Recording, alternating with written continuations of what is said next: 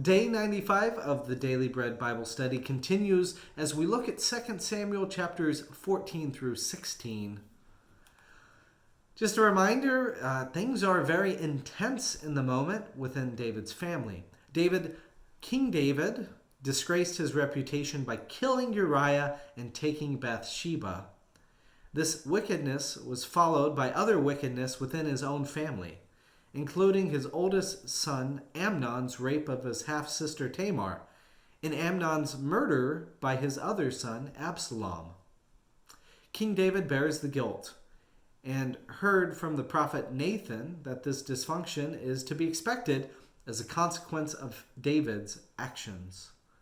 Thus, King David experiences continued dysfunction within his family, and at times can be critiqued as being too passive in managing the affairs of his children.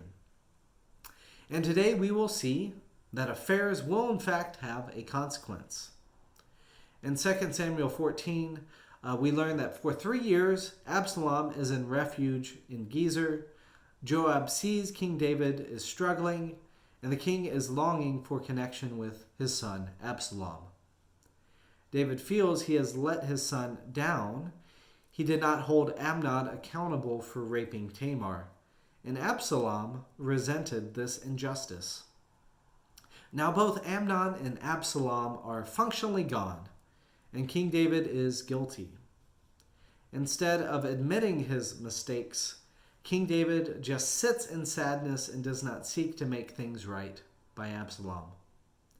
Thus, his loyal commander Joab decides to take action. Joab hires a wise woman to act on his behalf, requiring her to tell a story that will move the king to action. The story is of a woman who only has 2 sons, one killing another, and the people wanting her last remaining son to be dead. The woman pretends in 2 Samuel 14 verse 7, "Thus they would quench my one remaining ember, and leave my husband neither name nor remnant on the face of the earth." The woman appeals to David's sense of mercy in 2 Samuel verse 14 verse 11. Then she said, "Please, may the king keep the Lord your God in mind, so that the avenger of blood may kill no more, and my son may not be destroyed." He said, "As the Lord lives, not one hair of your son shall fall to the ground." The woman then mirrors the king's verdict back to him, saying that this mercy should also apply to Absalom. David figures out he is being set up by Joab, and then instructs his commander to bring his son back to Jerusalem.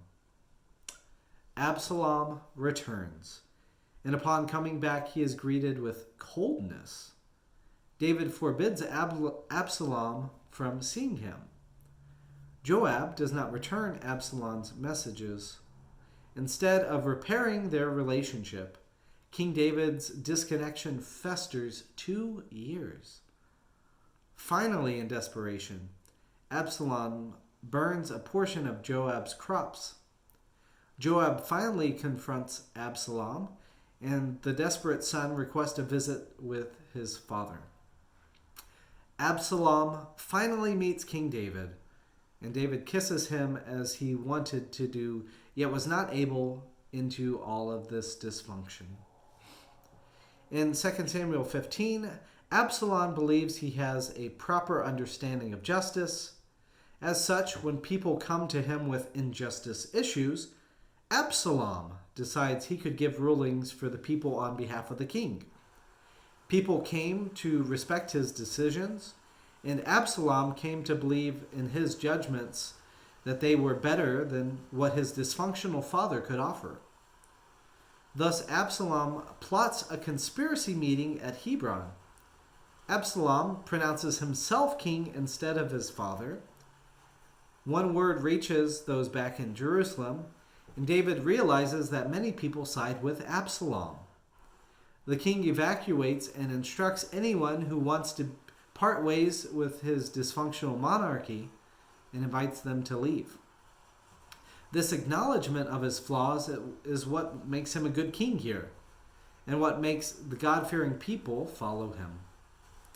the priest Zadok and Abiathar stay connected to David, even when other wise people, like his respected counselor Ahithophel, sides with Absalom. The now exiled king even persuades a man named Hushai to spy from within Absalom's court.